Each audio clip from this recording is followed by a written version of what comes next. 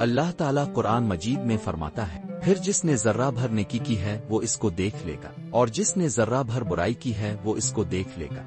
کیا آپ نے کبھی سوچا ہے کہ ایک چھوٹے سے عمل سے آخرت میں پلہ کیسے بھاری ہو سکتا ہے؟ یہ کہانی سن کر آپ کا دل کانپ جائے گا۔ ابو نصر السیاد نامی ایک شخص اپنی بیوی اور ایک بچے کے ساتھ غربت و افلاس کی زندگی بسر کر رہا تھا۔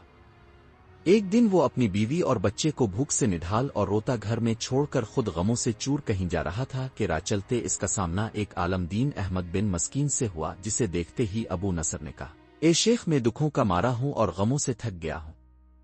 شیخ نے کہا، میرے پیچھے چلے آؤ، ہم دونوں سمندر پر چلتے ہیں۔ سمندر پر پہنچ کر شیخ صاحب نے اسے 2 رکعت نفل نماز پڑھنے کو کہا۔ نماز پڑھ چکا تو اسے ایک جال دیتے ہوئے کہا، اسے بسم اللہ پڑھ کر سمندر میں پھینکو۔ جال میں پہلی بار ہی ایک بڑی مچھلی پھنس کر باہر آ گئی۔ شیخ صاحب نے ابو نصر سے کہا، اس مچھلی کو جا کر فروخت کرو اور حاصل ہونے والے پیسوں سے اپنے اہل خانہ کے لیے کچھ کھانے پینے کا سامان خرید لینا۔ ابو نصر نے شہر جا کر مچھلی فروخت کی، حاصل ہونے والے پیسوں سے روٹی خریدی اور سیدھا شیخ احمد بن مسکین کے پاس گیا اور اسے کہا کہ حضرت، یہ روٹی قبول کیجیے۔ شیخ صاحب نے کہا، اگر تم نے اپنے کھانے کے لیے جال پھینکا ہوتا تو کسی مچھلی نے نہیں پھنسنا تھا۔ میں نے تمہارے ساتھ نیکی گویا اپنی بھلائی کے لیے کی تھی، نہ کہ کسی اجرت کے لیے۔ تم یہ کھانا لے کر جاؤ اور اپنے اہل خانہ کو کھلاؤ۔ ابو نصر کھانا لیے خوشی خوشی اپنے گھر کی طرف جا رہا تھا کہ اس نے راستے میں بھوکوں ماری ایک عورت کو روتے دیکھا، جس کے پاس ہی اس کی بیٹی بھی بیٹھی تھی۔ ابو نصر نے اپنے ہاتھوں میں پکڑے ہوئے کھانا کو دیکھا اور اپنے اب سے کہا کہ اس عورت اور اس کے بچے اور اس کے اپنے بچے اور بیوی میں کیا فرق ہے؟ معاملہ تو ایک جیسا ہی ہے، وہ بھی بھوکے ہیں اور یہ بھی بھوکے ہیں، کھانا کنہیں دے؟ عورت کی آنکھوں کی طرف دیکھا تو اس کے بہتے آنسو نہ دیکھ سکا اور اپنا سر جھکا لیا۔ کھانا عورت کی طرف بڑھاتے ہوئے کہا، یہ لو، خود بھی کھاؤ اور اپنی بیٹی کو بھی کھلاؤ۔ عورت کے چہرے پر خوشی اور اس کی بیٹی کے چہرے پر مسکراہٹ پھیل گئی۔ ابو نصر غمگین دل لیے واپس اپنے گھر کی طرف یہ سوچتے ہوئے چل دیا کہ اپنی بھوکی بیوی بیٹے کا کیسے سامنا کرے گا۔ گھر جاتے ہوئے راستے میں اس نے ایک منادی والا دیکھا جو کہہ رہا تھا، ہے کوئی جو اسے ابو نصر سے ملا دے؟ لوگوں نے منادی والے سے کہا، یہ دیکھو تو، یہی تو ہے ابو نصر۔ اس نے ابو نصر سے کہا، تیرے باپ نے میرے پاس آج سے 20 سال پہلے 30,000 درہم امانت رکھے تھے، مگر یہ نہیں بتایا تھا کہ ان پیسوں کا کرنا کیا ہے۔ جب سے تیرا والد فوت ہوا ہے میں ڈھونڈتا پھر رہا ہوں کہ کوئی میری ملاقات تجھ سے کرا دے۔ آج میں نے تمہیں پا ہی لیا ہے تو یہ لو 30,000 درہم، یہ تیرے باپ کا مال ہے۔ ابو نصر کہتا ہے، میں بیٹھے بٹھائے امیر ہو گیا، میرے کئی گھر بنے اور میری تجارت پھیلتی چلی گئی۔ میں نے کبھی بھی اللہ کے نام پر دینے میں کنجوسی نہ کی، ایک ہی بار میں شکرانے کے طور پر 1000 درہم صدقہ دے دیا کرتا تھا۔ مجھے اپنے اب پر رشک آتا تھا کہ کیسے فراخ دلی سے صدقہ خیرات کرنے والا بن گیا ہوں۔ ایک بار میں نے خواب دیکھا کہ حساب کتاب کا دن آن پہنچا ہے اور میدان میں ترازو نصب کر دیا گیا ہے۔ منادی کرنے والے نے آواز دی، ابو نصر کو لایا جائے اور اس کے گناہ و ثواب تولے جائیں۔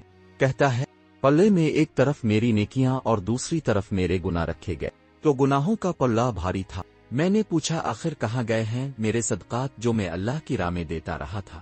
تولنے والوں نے میرے صدقات نیکیوں کے پلے میں رکھ دیے۔ ہر 1000 درہم کے صدقہ کے نیچے نفس کی شہوت میری خود نمائی کی خواہش اور ریاکاری کا ملمہ چڑھا ہوا تھا، جس نے ان صدقات کو روئی سے بھی زیادہ ہلکا بنا دیا تھا۔ میرے گناہوں کا پلہ ابھی بھی بھاری تھا۔ میں رو پڑا اور کہا، ہائے رے، میری نجات کیسے ہوگی؟ منادی والے نے میری بات کو سنا تو پھر پوچھا، ہے کوئی باقی اس کا عمل تو لے آ۔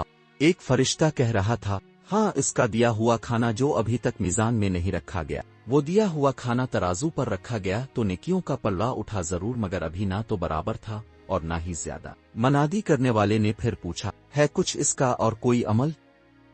فرشتے نے جواب دیا، ہاں، اس کے لیے ابھی کچھ باقی ہے۔ منادی نے پوچھا، وہ کیا؟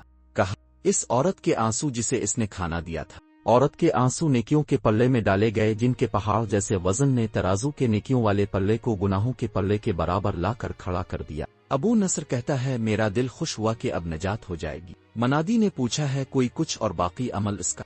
فرشتے نے کہا، ہاں، ابھی اس بچی کی مسکراہٹ کو پلے میں رکھنا باقی ہے، جو کھانا لیتے ہوئے اس کے چہرے پر آئی تھی۔ مسکراہٹ کیا پلے میں رکھی گئی نیکیوں والا پلہ بھاری سے بھاری ہوتا چلا گیا۔ منادی کرنے والا بولا، یہ شخص نجات پا گیا ہے۔